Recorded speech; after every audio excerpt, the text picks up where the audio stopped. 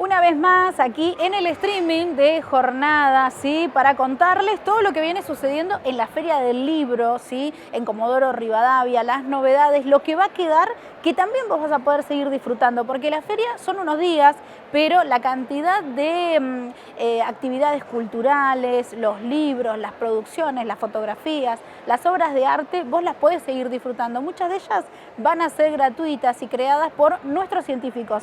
Ahora estamos con uno de ellos, una de ellas mejor dicho. ¿Cómo estás, Brígida? Estamos con Brígida Baeza, ella es científica o cientista social. Yo la veo también por el lado científico porque investigadora del CONICET, docente de la Universidad Nacional de la Patagonia, San Juan Bosco, y bueno, de a poco nos vas a ir contando, pero ¿cómo te sentís? ¿Cómo la estás viviendo? Bueno, buenas tardes, Elena, desde ya muchas gracias por la invitación. Bueno, te comentaba recién que veía la cantidad de gente que nos va a visitar y el estímulo que genera localmente una feria. Bueno, es impresionante el impacto que tiene, porque además el impacto se va midiendo, si vamos al caso, a lo largo del año después, y después con lo que se espera la feria, o sea, no se puede dejar de hacer la feria ya. Claro, va cumpliendo 11 años y después la cantidad de días, viste que a veces alguien dice un evento, bueno, 3 días, un fin de semana y te parece un montón, y sin embargo acá son 10 días. Sí, es un buen signo también de la sociedad comodorense, ¿no? Que espere un evento de este tipo, que lo aproveche, que lo disfrute. Y bueno, en este caso traemos que a veces, bueno, nosotros vivimos publicando, digo yo, ¿no? Artículos, libros, pero especialmente me interesó compartir porque es una obra colectiva, que es un anuario de una encuesta nacional migrante, que quizás a diferencia de otras encuestas que se hacen a pedido, digamos, esta encuesta tuvo las siguientes características. Primero, que la mayoría, de verdad, somos investigadores del CONICET, docentes de universidades nacionales, que en realidad no encuestamos nosotros solamente, sino que en combinación, en coordinación con las organizaciones de migrantes a lo largo de todo el país, fuimos organizando la encuesta, las preguntas que se iban a hacer, o sea, esto estuvo muy chequeado también con las organizaciones y además ellos fueron los que relevaron, los que encuestaron. En Comodoro Rivadavia también lo hicimos de ese modo. Entonces nos pareció muy importante compartir no solo con la sociedad comodorense, sino especialmente con quienes participaron de la encuesta. Invitamos también a funcionarios, bueno, hay organismos de la ciudad que están íntimamente vinculados con el hacer migrante, como, no sé, la Delegación Nacional de Migraciones, pienso en justicia, salud, educación, la misma municipalidad. Bueno, esperamos tener público, pero si hoy no pueden venir, los esperamos, digamos, porque es de acceso gratuito. Entonces uno pone anuario Encuesta Nacional Migrante 2023 y se accede gratuitamente al libro. Tal cual. Y bueno, ¿uno qué puede encontrar ahí? Es la información, digamos, de cómo va creciendo nuestra migración, digamos, entiendo que en Argentina, pero vengamos siempre a nosotros, que es lo que a mí me gusta, ¿no? Es que dijiste justo la palabra que me permite hablar de la encuesta. ¿Cómo va creciendo? Bueno, en realidad es una especie como de fotografía, como los censos nacionales que hacen un corte y te dicen así estamos.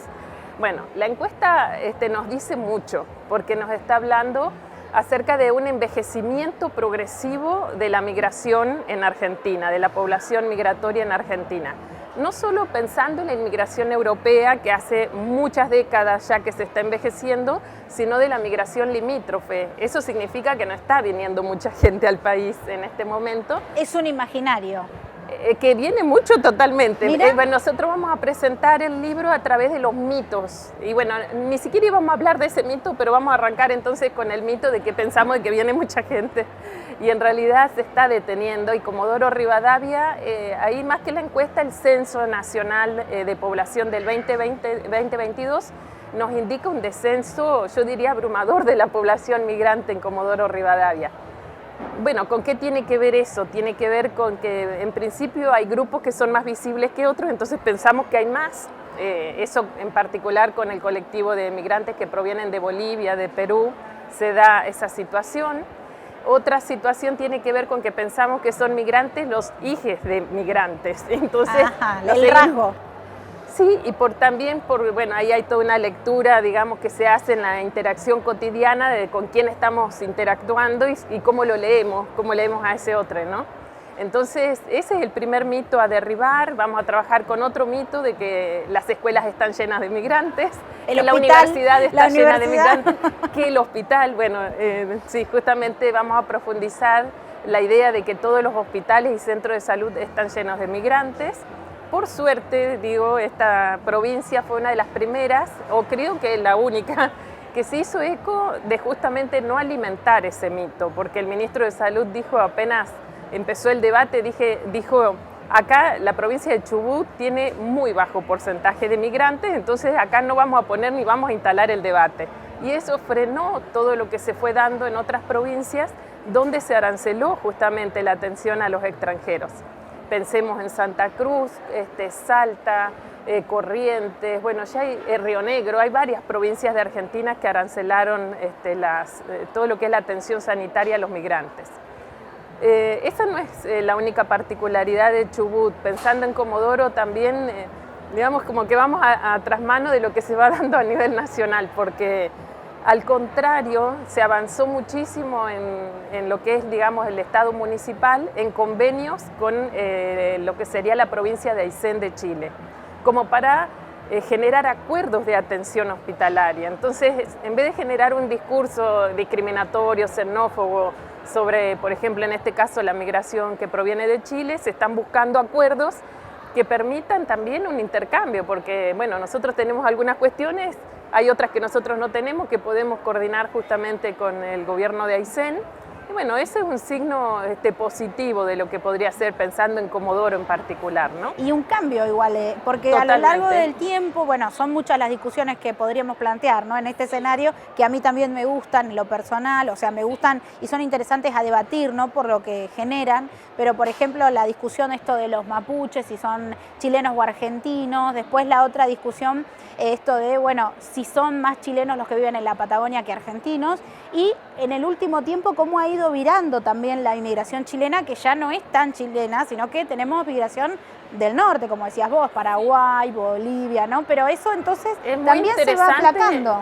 Sí, pero es muy interesante lo que vos traes, porque cuando uno piensa en un número, yo en general hago mis investigaciones desde lo cualitativo, no desde lo cuantitativo, pero sin embargo, los números nos hablan y nos dicen mucho, porque por cómo los estados, digamos, observan a su gente y la cuantifican, eso genera después un efecto sobre las representaciones sociales. Y bien vos dijiste, ¿por qué los mapuches son observados como chilenos? Claro. Hasta el día de hoy? Porque en los primeros censos nacionales, en el primero, allá a fines del siglo XIX, se contabilizó un grupo étnico como el de los tehuelches, se lo contabilizó como argentino, y el grupo justamente mapuche como chileno. Cuando las fronteras identitarias nacionales no existían, o sea, estamos hablando de grupos étnicos que fueron nacionalizados. Y eso tuvo efectos y lo sostiene, digamos, hasta el día de hoy, porque después, bueno, hubo muchos intelectuales que abonaron justamente esa teoría, entonces es muy difícil de derribar algo bastante complejo de entender, porque ahí estamos pensando en términos nacionales a los grupos étnicos. Entonces, ¿cómo modificás eso? Bueno, el sistema educativo hace esfuerzos, pero hay que seguir haciendo esfuerzos como para no solo romper con esos mitos, digamos, y que desvirtúan también el mapa poblacional nuestro, sino cómo a lo largo del tiempo también vamos invisibilizando algunos colectivos y visibilizando de forma extrema a otros. Porque vos mencionaste la migración chilena y sigue siendo, yo diría, bueno, no me acuerdo exactamente el número, pero es el más del doble que la migración boliviana en Comodoro Rivadavia. Aún sigue siendo la mayoritaria, la población asociada a la migración chilena. Después, en segundo lugar, viene la boliviana, pero menos de la mitad. Entonces, ¿por qué visibilizamos esto que decíamos más un grupo que otro? Bueno, ahí hay explicaciones históricas, ¿no?, de por qué visibilizamos fuertemente a uno e invisibilizamos a otro. Pero esto que vos decías al inicio, que se está envejeciendo, es en todos los grupos. Podemos hablar, no sé, en los últimos años se ha visto mucho también la migración venezolana, bueno, con los problemas que ellos mismos tienen, ¿no? Sí. Y exponen, pero también no es que continúa, digamos, ese crecimiento. Sí, otro gran grupo que trajiste acá, la venezolana, porque nos pasó con la encuesta esta, que todas las encuestas tienen sus problemas, y teníamos una sobrerepresentación de la migración venezolana. ¿Y por qué? ¿Por qué teníamos más venezolanos de lo que en realidad tenemos si miramos el censo? Porque en general la población venezolana es de profesionales de clase media, muy vinculados al trabajo, al teletrabajo, digamos, a todo lo que es las redes. Entonces les mandábamos la encuesta e inmediatamente la contestaban. Otros grupos no son tan afectos. Pensemos en la migración europea o chilena mayor, digamos, que se la tiene que hacer con la ayuda de un abuelo, necesita la ayuda de su nieto o nieta.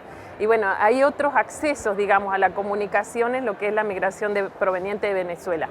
Que pensemos que Patagonia habría que ver los números, pero a nivel nacional sería como y la tercera región seguramente. Después de Buenos Aires debe seguir Neuquén quizás y después toda esta parte de Patagonia Central, como elección, ¿no?, de la migración venezolana, que también teníamos antes del decreto de Macri, digamos, y del gobierno de Macri que apoyó la migración venezolana, ya teníamos migración venezolana por las empresas petroleras, ¿no?, acá en Comodoro. Entonces, bueno, sería un grupo muy minoritario, digamos, en términos numéricos, la población venezolana, pero la teníamos sobre representada. Y después tuvimos que salir a buscar otros grupos, porque, por ejemplo, la migración proveniente de Bolivia, bueno, nos costaba llegar, digamos, ¿no? Quizá acá, bueno, yo trabajo con ellos, no fue difícil, pero en otros lugares se tuvo que apostar fuertemente a llegar, digamos, a esos grupos, o la paraguaya, que también bajó cuando decíamos envejeciendo y cómo va disminuyendo. La población paraguaya a nivel nacional siempre fue la mayoritaria y numéricamente está bajando muchísimo. Pero bueno, han tenido sus hijos, se quedaron y no están viniendo nuevos grupos, digamos, sobre todo de jóvenes. Claro, y cuando uno hace el análisis, por ahí te estoy pidiendo además de lo que estás hablando en el libro, pero cuando uno piensa cuáles son los por qué, ¿no?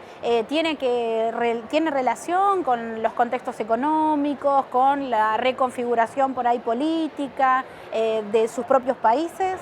Totalmente. En principio, que no somos un país atractivo para la migración en este momento.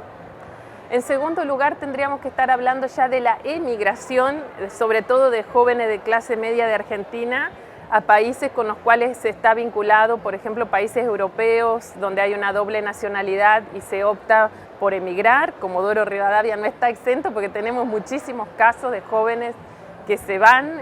Bueno, desde el 2001 ha comenzado también esta emigración. Entonces, es como tampoco no es que todo el mundo se vaya, ¿no? Los que pueden. Sí, y siempre con la migración hay que considerar eso. El que está bajo una condición de pobreza extrema no va a migrar.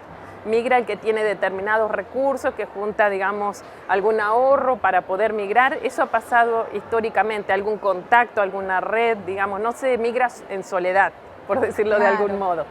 Y lo que vos decís respecto a las condiciones nuestras, por un lado, eso, que no somos atractivos por los problemas socioeconómicos que vivimos, que no estoy diciendo nada nuevo, si lo menciono, pero además, que es el propósito que tiene la encuesta que hicimos, porque nuestro modo de medir, digamos, las condiciones de vida de los migrantes, las migrantes, no solo tiene que ver con una cuantificación, sino con nuestra perspectiva. Y nuestra perspectiva es de acceso a derechos. Eso es lo que a nosotros nos orienta la encuesta.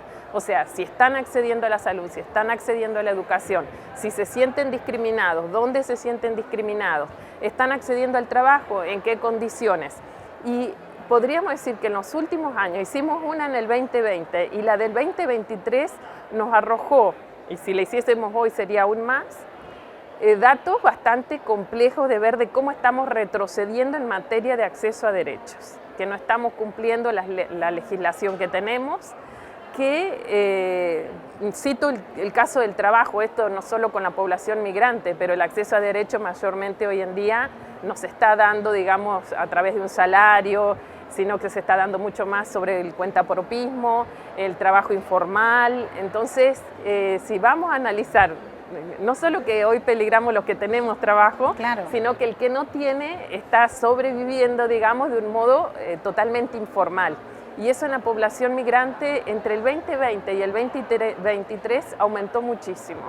Entonces, bueno, el contexto en el que escribimos este libro fue bastante deprimente, por llamarlo de algún modo, porque estábamos viviendo el cierre justamente del INADI, del Ministerio de Género. Bueno, fue muy duro escribir esto para nosotras porque la mayoría de nosotras no solo somos investigadoras, mayormente somos mujeres, no todas, pero mayormente mujeres que, bueno, militamos las cuestiones de género, estamos comprometidas socialmente con el movimiento migrante.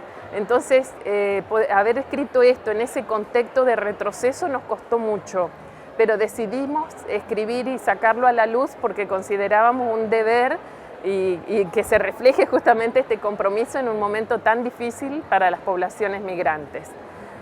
Hay ámbitos como, no sé, pienso en el de la justicia, que siempre fue muy difícil para la población migrante acceder.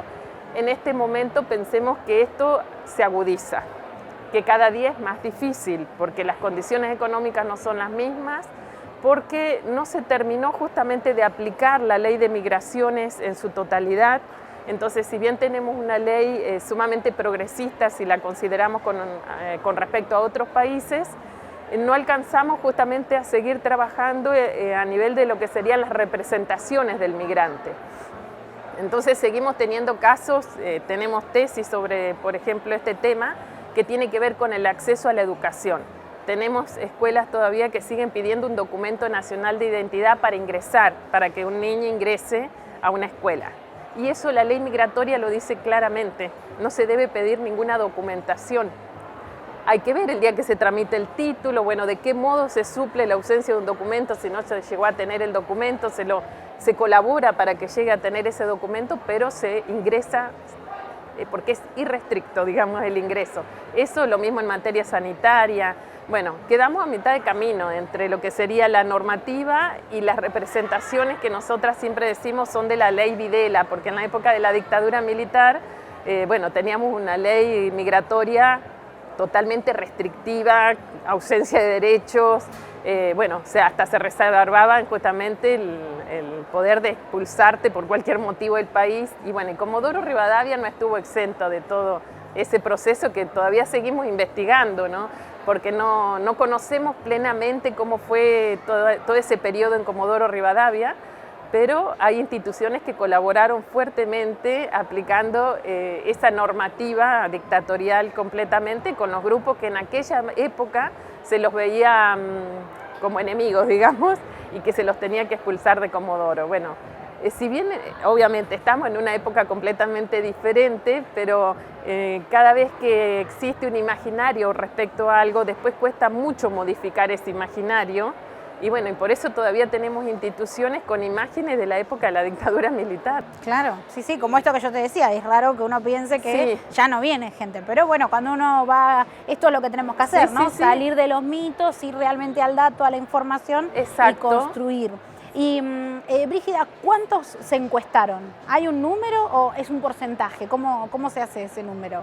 Bueno, las cuotas, digamos, por Patagonia nos pasaba que, no sé, habíamos llegado a 300 encuestados muy rápidamente, pero con respecto a Buenos Aires no decía nada, digamos, porque claro, Buenos Aires cuánto tenía que llegar para ser representativo. Y bueno, las cuotas se fueron modificando a lo largo del tiempo, entonces íbamos sumando encuestadores y encuestas a medida, digamos, de que se iba necesitando. Pero así el número exacto no recuerdo, pero bueno, en Patagonia sí, recuerdo un número de unos 300 migrantes que se encuestaron. Y cuando digo Patagonia, trabajamos desde Ushuaia hasta Neuquén.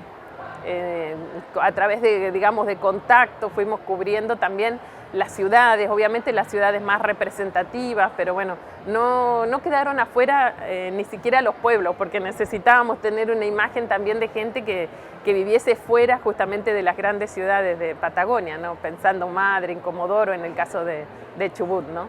Claro, por supuesto. Bueno, más que interesante entonces para conocer este libro, la gente lo puede descargar. Exacto, puede googlear, porque sería muy largo pasar todo el link, pero puede poner ENMA 2023 y ya sale para descargar el libro. Bueno, te agradecemos mucho el tiempo, la posibilidad de conversar y que sigan las publicaciones, ¿no? Bueno, para muchas gracias. Más datos. Gracias a vos. Cerramos una entrevista más aquí en Jornada Stream desde la Feria del Libro con Brígida Baeza y toda la data sobre la migración aquí en Patagonia y también un poco de Argentina.